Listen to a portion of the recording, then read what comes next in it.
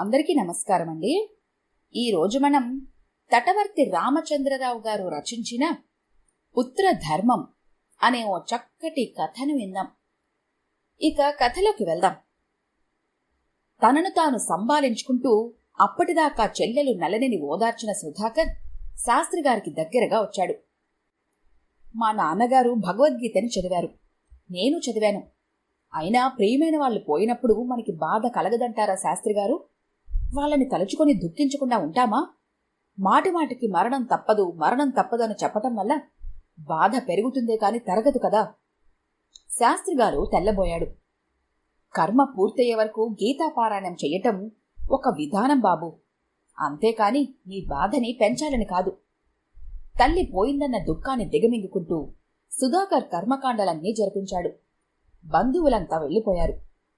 నాన్ననిలా వదిలి వెళ్లాలంటే నా ప్రాణాలు గిలిగిల్లాడిపోతున్నాయి అన్నయ్య. పిల్లాడ్ని అత్తగారు ఒక్కరూ సమర్థించుకోలేరని గాని ఇప్పుడు నేను వెళ్లాల్సింది కాదు అంది నళిని. నాన్నని చూసుకోవటానికి నేను వదినా ఉన్నాము కదా, బెంగ పెట్టుకోకు, అప్పుడెప్పుడు ఫోన్ చేస్తాను అని చెల్లెల్ని బస్సెక్కించి వచ్చాడు సుధాకర్. ఈ పూట కూడా అన్నయ్య అన్నం ముట్టలేదురా సుధా, నాకేం చేయాలో అర్థం కావటం లేదు అంది పద్మ. మనమెవ్వరం తీర్చలేని బాధ నాన్నది. పాలో పళ్ళరసమో నేను తాగిస్తాను, నువ్వేమీ దిగులు పడకత్తయ్యా. మీ అమ్మా నాన్న నన్నెన్నోసార్లు ఆదుకున్నారు. మా అత్తగారి నోటికి దడిసి కాని నేను కదలేదాన్ని కాదు, అది నా దురదృష్టం. అయ్యో అంతలా కించుపడకత్తయ్యా, నేను వసంత నాన్నని కంటికి రెపలా చూసుకుంటాము, నువ్వేమీ బెంగపడకు. సరేరా, అవసరం వస్తే నాకు ఉత్తరం రాయి, మరీ అర్జెంటైతే ఫోన్ చెయ్యి, ఎవరేమనుకున్నా సరే రెక్కలు కట్టుకొని వస్తాను. వసంత ఇచ్చిన బత్తాయి రాసం తీసుకుని తండ్రి గదిలోకి వెళ్లాడు సుధాకర్. నువ్వెంత నీరసపడిపోయావో తెలుసా? నువ్విలా పడి ఉంటే మేమెలా చూస్తూ బ్రతకగలం నాన్నా? మాకు నోటికి ముద్దలా వెళుతుంది.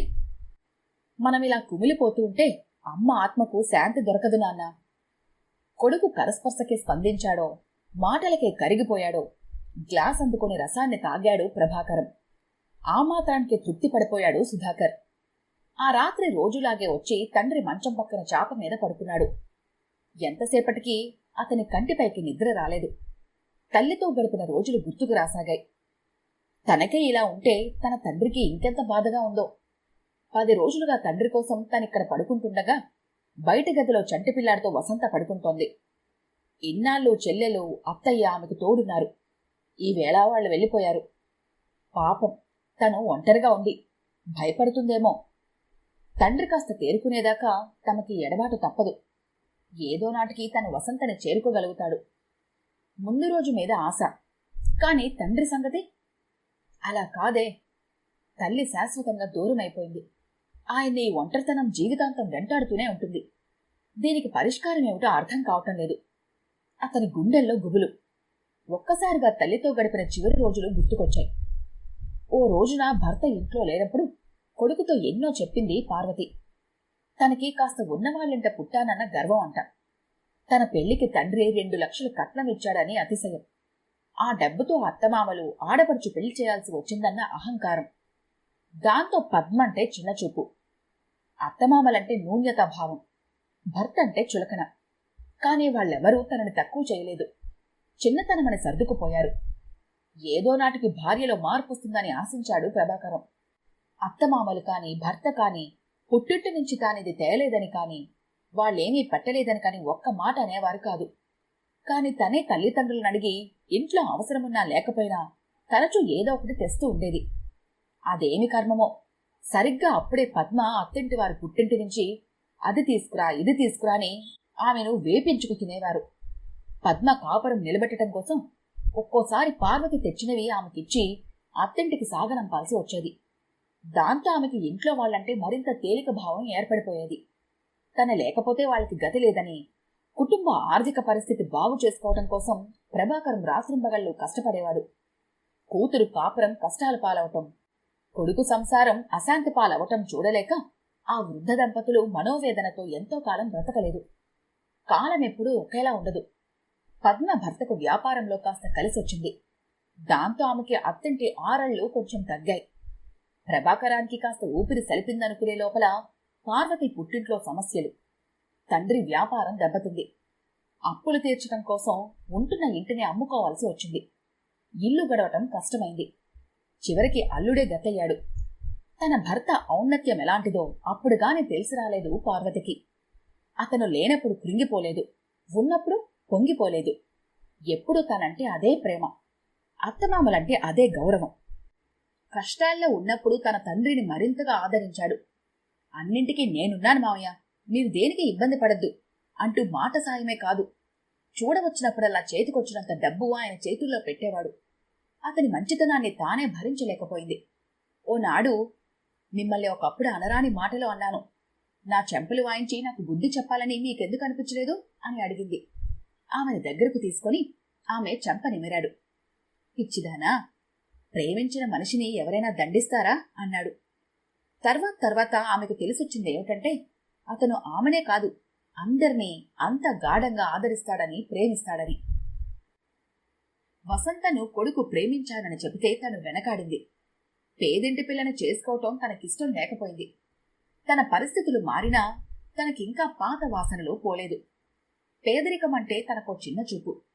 తన కోడలు గొప్పింటి అమ్మాయి కావాలని కట్నకానుకలు ఘనంగా తెస్తే నలుగురిలో అతిశయంగా చెప్పుకోవచ్చని మనసు పడింది. ఇప్పుడు తమ ఆర్థిక పరిస్థితి కొంచెం మెరుగైంది కనుక భర్త కూడా తన తరపునే మాట్లాడతాడు అనుకుంది.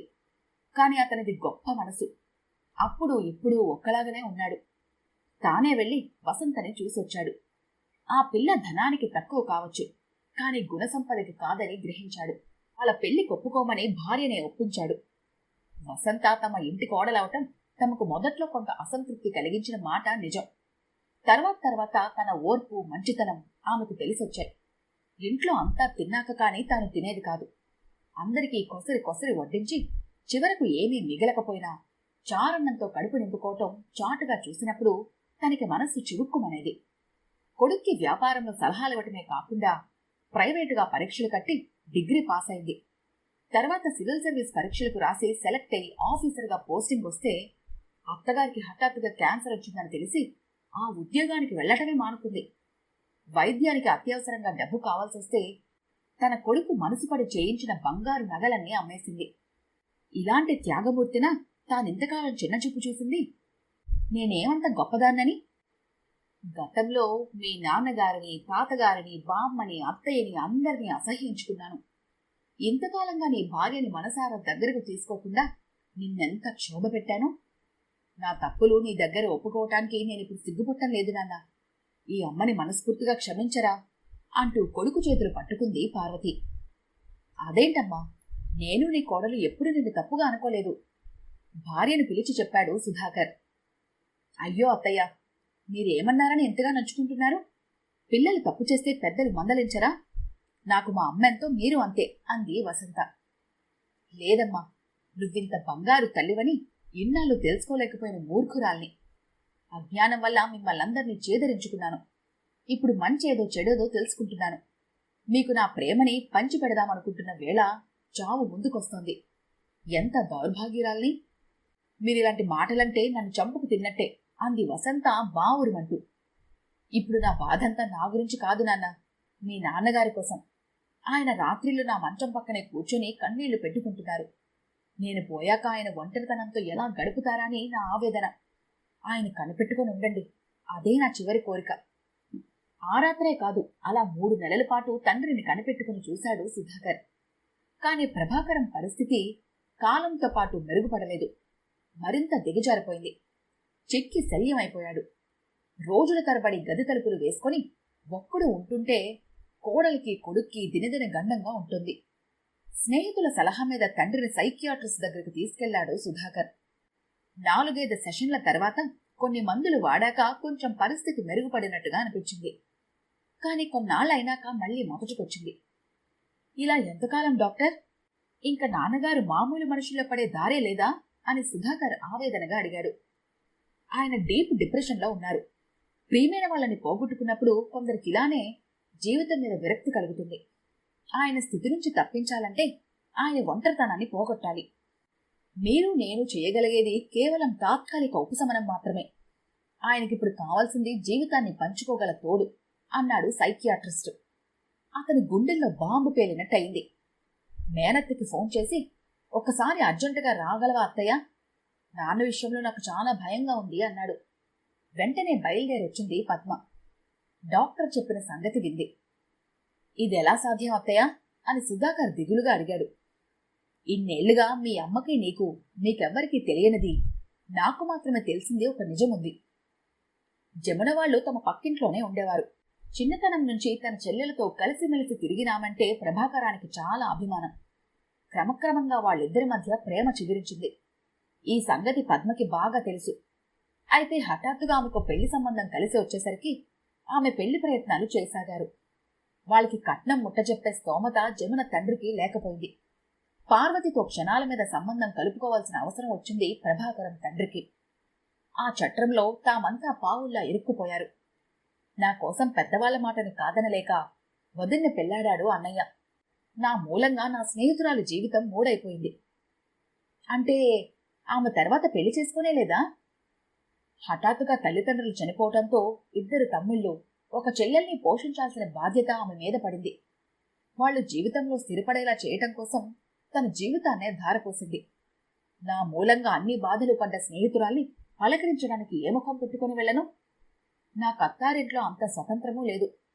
జరిగిన ఘోరానికి నేనే కారణమైన జమున నన్ను పల్లెత్తు మాట అనలేదు. పైగా నా కాపురం ఎలా ఉందో చూద్దామని తానే మా ఇంటికి వచ్చిపోయేది. తోడబుట్టిన వాళ్ల కోసం తన జీవితంలోని సుఖాల్ని త్యాగం చేసిందన్న సానుభూతి లేకపోగా పెళ్లిళ్లు చేసుకోకుండా ఇలా బలాదూరు తిరుగుతుందంటూ మా అత్తగారు జమున గురించి చులకనగా మాట్లాడటం నేను భరించలేకపోయాను. మన స్నేహం మా వాళ్లకిష్టం లేదు. ఆమె కన్నీళ్లతో స్నేహితురాలికి చెప్పుకున్నాను. అర్థం చేసుకున్న ఉత్తమరాలు ఆ తర్వాత మా ఇంటికి రావటమే మానేసింది. మరిదంతా నాన్నగారికి తెలుసా? తెలుసు. వాళ్ళెంతకాలం జీవితాన్ని పంచుకోలేకపోయారు. కాని బాధ్యతల్ని పంచుకుంటూనే ఉన్నారు. తన సంసారంలో పొరపచ్చాలు వస్తాయని ఈ సంగతి వదినికి తెలియనివ్వలేదు. కాని అన్నయ్యని మొదట్లో జమునే ఆర్థికంగా ఆదుకుంది.